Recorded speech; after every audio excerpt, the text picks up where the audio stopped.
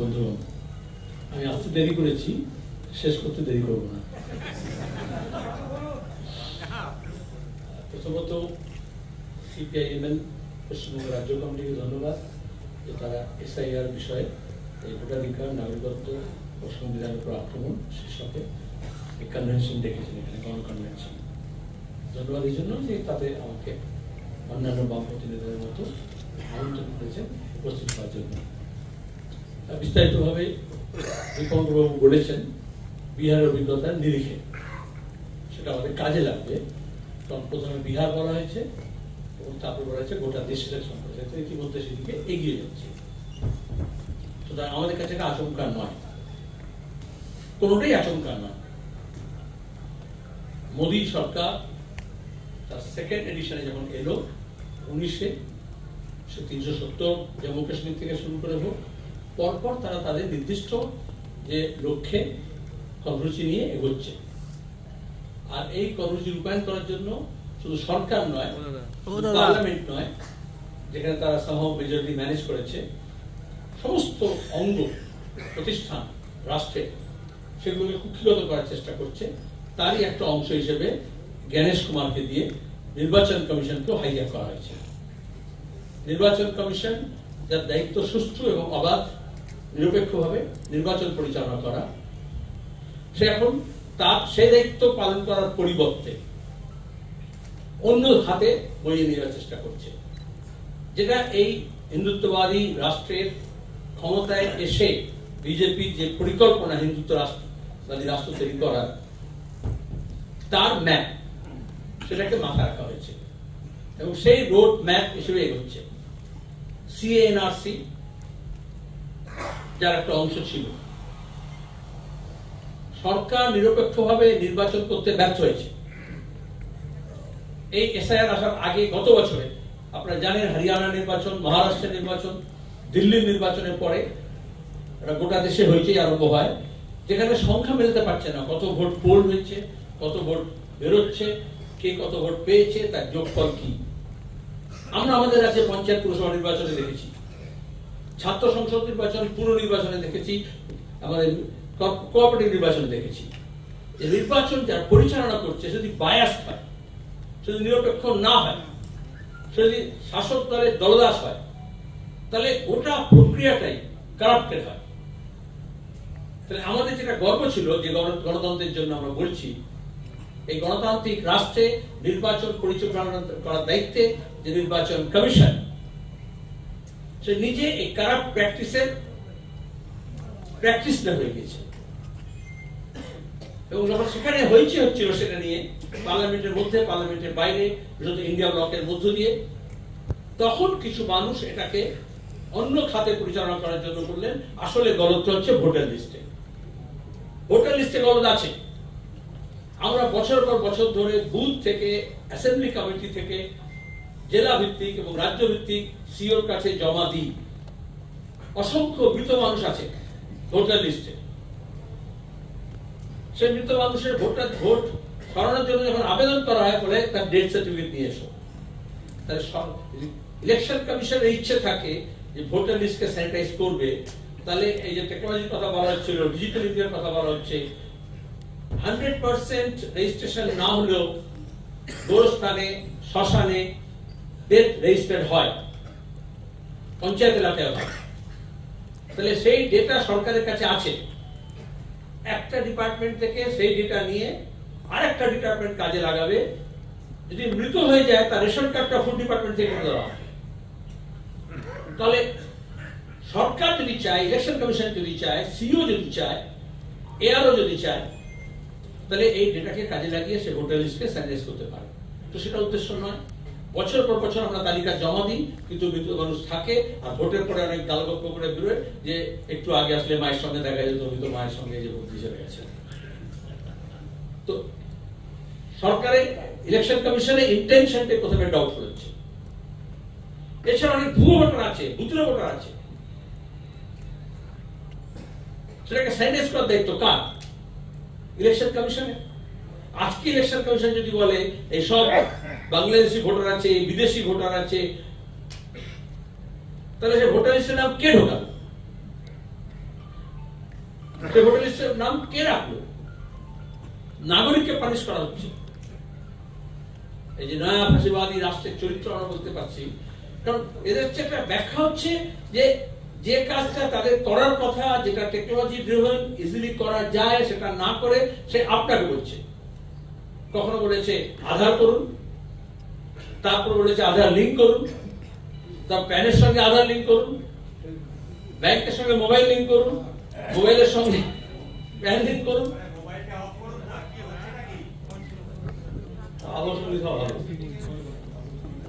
এই যে সরকার মানুষকে ব্যতিব্যস্ত করে রাখছে, সবাইকে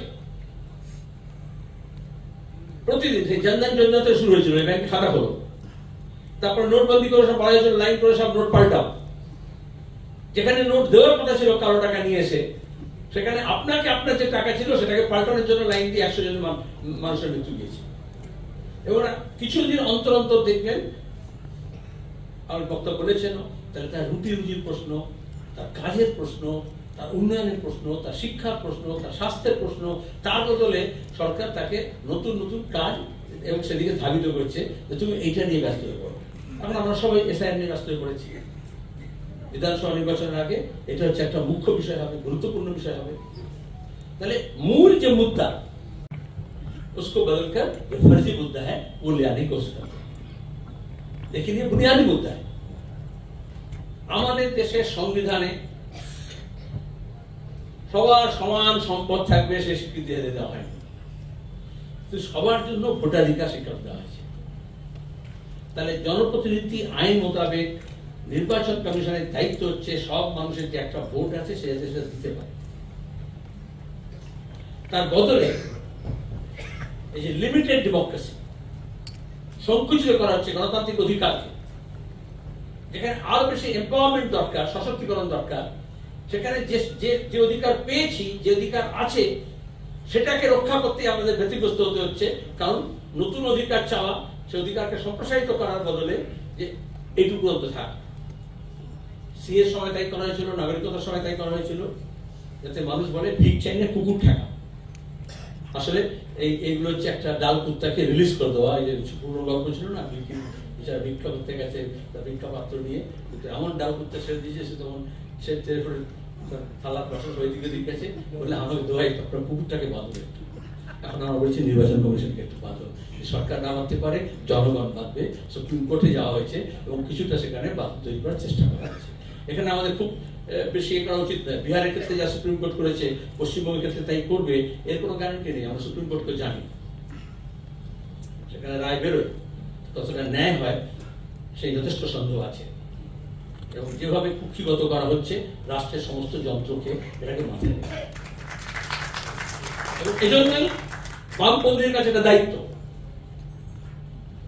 একটা সিপিআইএম নয়, একটা সিপিআইএম নয়, একটা আরএসপি নয়, একটা এসসি নয়, একটা তোমার ফরওয়ার্ড ব্লক নয়,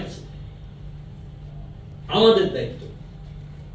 এবং সেই দায়িত্ব পালন করার জন্য অপারেটিভ পার্টি কি করতে হবে সেই ব্যাপারে কিছু বিহার থেকে আমাদের দিক নির্দেশ আমরা পেয়েছি।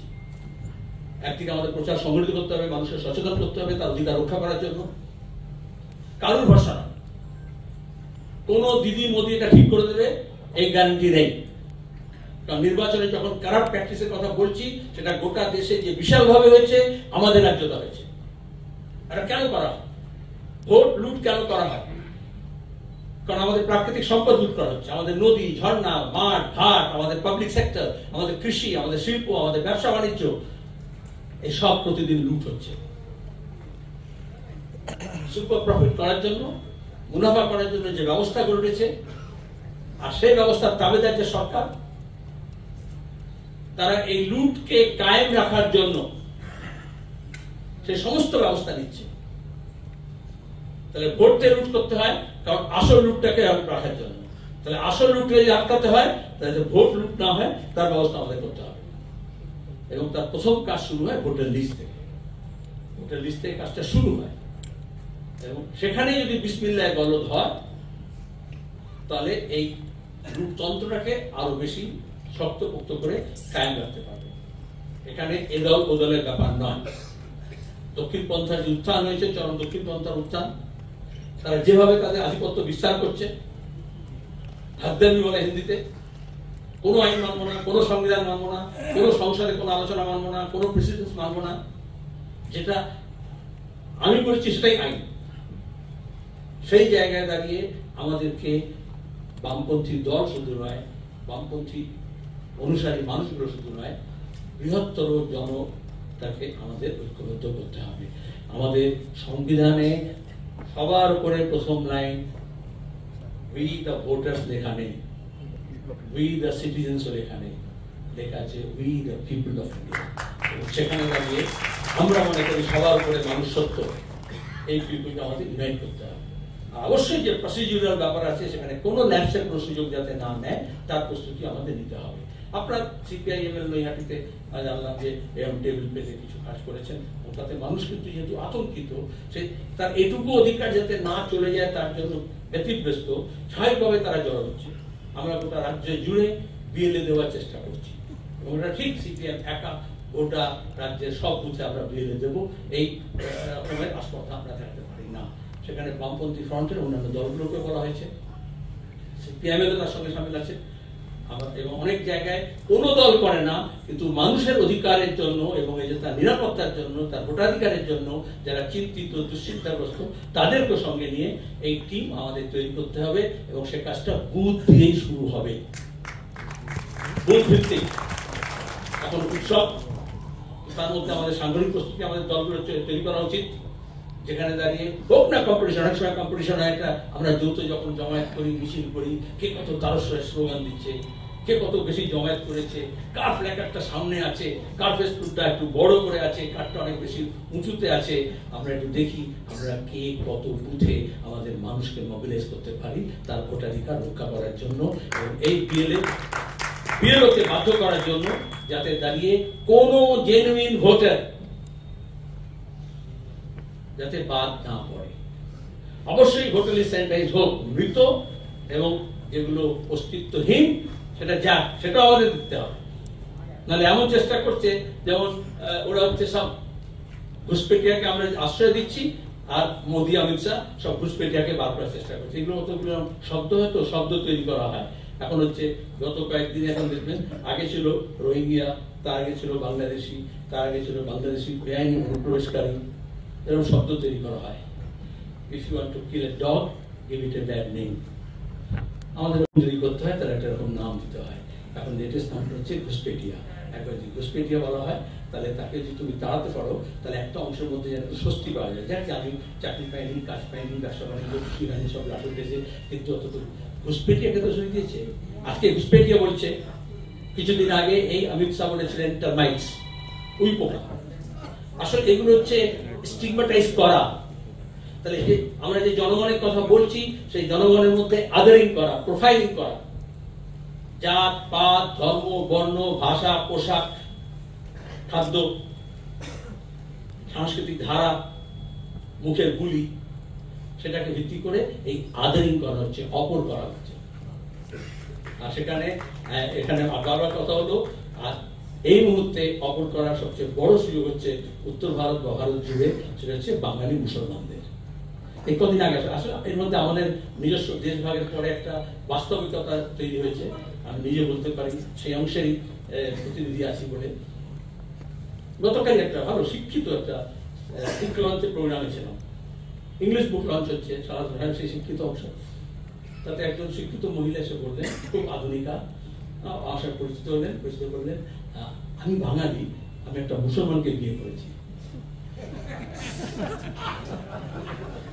দুটো শব্দ উচ্চারণ করলেন, বাঙালি এবং মুসলমান। খেয়াল রাখবেন, আমি খুব মানে যন্ত্রণা নিয়ে বলছি, বাঙালি এবং মুসলমান দুটো নিয়ে একটা নতুন শব্দ তৈরি হলো না। আসলে বাঙালি মুসলমানটা মাইনাস হয়ে গেল।